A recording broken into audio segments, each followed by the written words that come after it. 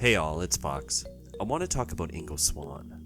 Swann has some extraordinary claims we may be very close to testing further with a scheduled manned mission back to the moon by NASA by 2024. I'm going to go over a bunch of his claims and dive into his book, Penetration, share some observations and analysis. But first, I want to give a shout out to one of our community members, Jade03, who suggested the topic for this week's video. Thanks, Jade. I've been meaning to do a video about our moon, but was not sure which angle I wanted to take. It's easily a topic you could build a whole channel on and never run out of content. That being said, what started as a video intended to test Swann's claims concerning the moon turned into a full-on dive into some of his lore. Either way, Jade gave me the inspiration I needed for this video. Thanks again. And if you're new to the channel, please subscribe, join the conversation. We muse about all things science and tech with a focus on the other side of things, from quantum woo-woo to the UFO phenomena and everything in between. I firmly believe that the truth is stranger than fiction, so I seek out the strange, because odds are, that's where the truth is. But moving on. It's important to note that Swann was a celebrated artist. His works are truly out of this world, and I personally enjoy them. He also published upwards of 20 books over his career, exclusively covering paranormal phenomena, particularly psychic powers. But a conversation about Ingo Swann is impossible without bringing up remote viewing. He has been labeled by many as the father of remote viewing. I'll give you the Wikipedia definition of the phenomena. I believe it to be an accepted one. It is: remote viewing is the practice of seeking impressions about a distant or unseen target, purportedly using extrasensory perception, ESP, or sensing with the mind. Typically, a remote viewer is expected to give information about an object, event, person, or location that is hidden from physical view and separated at some distance. I've spent hours poring over the CIA archives and have read page after page of documentation concerning the CIA's ambitions with remote viewing and other paranormal phenomena, and have come to the following conclusion.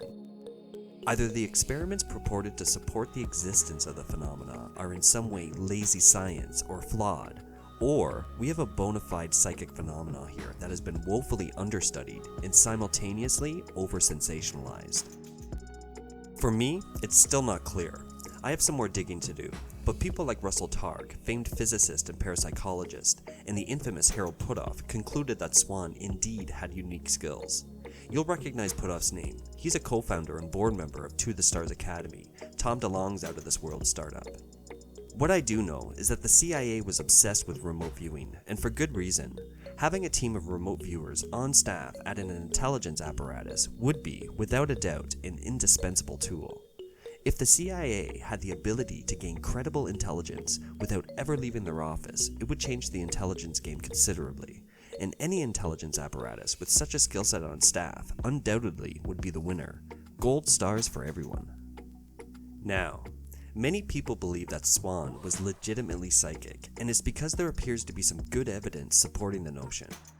Consider this. In April of 1973, Swann was a guinea pig in a PSI study that was funded by the CIA. In his book, Penetration, he describes his time spent in the lab as incredibly boring, an environment he believed dampened a person's psychic abilities. As such, he took it upon himself to add some excitement to the study. On a weekend, he decided to practice remote viewing on a location not of this Earth. He went to Jupiter. Back in 1973, we didn't have near as much information about the gas giant as we do today. In fact, in December of that year, humanity's first probe to the planet, the Pioneer 10, was scheduled to do a flyby and start sending data back to Earth. Swann decided to get there first by remote viewing the planet in April of that year. Astoundingly, much of the information Swann claimed to have gathered via his remote viewing session in April was confirmed mere months later and over the following decade by NASA's Pioneer 10 probe, among other missions. For instance, many scientists were adamant that Jupiter did not have any rings. However, Swann clearly indicated that there were indeed rings around the gas giant, which was confirmed by NASA after his remote viewing session. In fact, many of his observations of Jupiter were confirmed over the following decade, lending much credence to Swann's claims of psychic abilities. I think it's important to note that Swann himself described his abilities as undependable, and also is on record stating that no one should risk anything really serious on them. I think Swann wanted to appear as big a critic of his purported abilities as anyone else would be, and was genuinely concerned about what an outfit like the CIA would do with the information he provided. In a nutshell, in his book, Swann describes his ability to remote view the moon as being a relatively easy ordeal. His description of slipping in and out of a viewing state appears to be as easy as slipping in and out of a favorite pair of slippers, even taking 15-minute coffee breaks before almost instantly teleporting himself mentally back to the moon. So what did Swann say he saw during his trips to the moon? In summary, he describes everything from treads made by vehicles on the moon's surface to giant towers and lights to literally naked aliens going about their work. Yes, naked. I don't bring focus to this in an attempt to discredit Swann, it's just really odd. He claims that all the aliens working on the moon are male. He was able to discern this due to their nakedness. While reading the book, I kept in mind that Ingo Swann is first and foremost an artist. His book, Penetration, reads like decent period science fiction, equivalent to a well-received creepypasta post on Reddit. That doesn't necessarily mean it's a fabrication, it means his story is decently told and engaging, what you would expect from an artist, so I can't find fault in that. It strayed into some weird places though, places weirder than naked aliens working on the moon. Consider this passage when he describes a trip to a grocery store in Los Angeles. The supermarket had huge tables loaded with artichokes. At one of the artichoke tables was standing a ravishing woman. She was notable not so much for her excessive female physical endowments, but by the fact that they were barely covered. She had volumes of gorgeous black hair and her eyes were covered by purple sunglasses. She was absolutely awesome. It reads like poorly written 1970s fan service, and it really feels out of place in a book of this nature. He then describes his efforts to get in and get a closer look at her when he senses that she is indeed an alien in disguise, which is confirmed nonchalantly by a friend of his in the parking lot of the grocery store. Extraordinary claims. You'd think an alien, covertly mixing with us humans, would choose a more subtle look, but perhaps from an alien point of view, they thought they fit right in. It was Los Angeles after all. Now, what really jumped out at me as I inquired further into Swann's claims is that there is a stark contrast between his display of abilities that he describes in his book and what was observed by the CIA in their documented studies. A significant contrast. His abilities in his book look wildly supernatural, while his results in the documented CIA studies appear interesting but only marginally above chance, or the abilities tested were unreproducible after initially being observed. While Swann describes his abilities as wildly supernatural, Puthoff and his colleagues had a more sober assessment.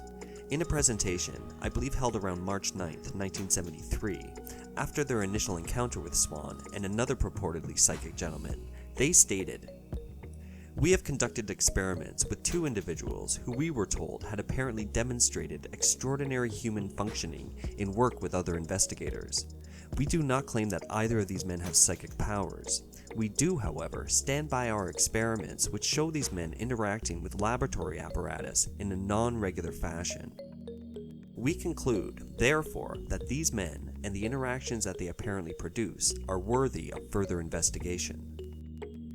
To be clear, Swann worked for the CIA for years, a good chunk of the 1970s and early 80s. He appeared to have become a bit of a celebrity in his role as a consultant. A memo from October 1978 describes some of the requirements Swann needed for himself or other remote viewers in order to have a successful remote viewing session. For instance, a scheduled time for the remote viewing was very important for Swann. The memo states, "Ingo stated that he will not run a session if it does not start precisely at the appointed time." The memo goes on to describe the relationship between interviewer and subject, stating, "The interviewer-subject relationship is the most important aspect of remote viewing.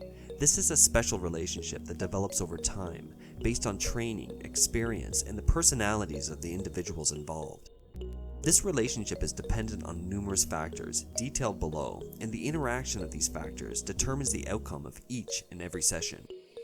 One of these details was described as such: "The interviewer has to learn to keep his mouth shut.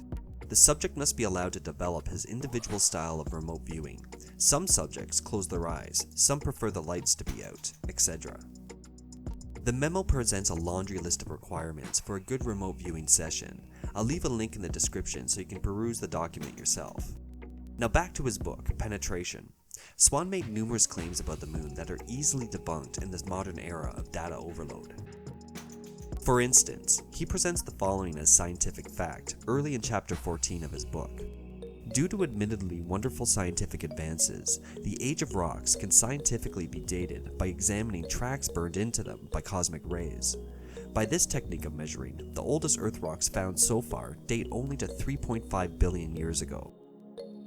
He then goes on to state that rocks found on the moon date upwards of 2 billion years prior to this, and draws the conclusion that the moon must be older than the Earth, and that the moon and Earth must have formed independently of each other, and then further speculates that the moon's origins were in some way alien. Of course, none of this is true. Well, if you are one to believe academia, which in this matter I am. The oldest rocks formed on Earth are dated around 4 billion years ago, with some meteorites that have been discovered to be upwards of 7 billion years old. The moon is suspected of being formed right around the same time as the Earth. Cosmically amazing, but nothing weird going on here. Much of his book delves into unfalsifiable claims around telepathy. I'll let you read the book yourself if you're so inclined. Again, Swann's book reads like decent science fiction. Some chapters appear tacked on though, like chapter 12. I read it a few times and still don't entirely grasp what he is trying to convey. Have a read and let me know in the comments what I may be missing. Without delving any deeper, my thoughts on Swann are as follows.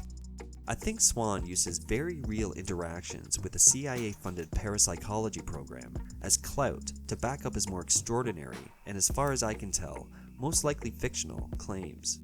He was an artist who surrounded himself with other purported psychics, which most likely created a bubble where each psychic would validate the other's powers. He spent years in this environment with constant validation by none other than the CIA. There was no doubt Swann had some interesting interactions with the US intelligence apparatus and had a wild story to tell, but I get the impression that Swann was more artist than genuine psychic. I've always felt that the best art is the art you live. Perhaps Swann felt the same way. Thank you for listening. If you like my work, please hit that like button and consider subscribing. And remember, this ride is not without risk. Be careful out there, and take care.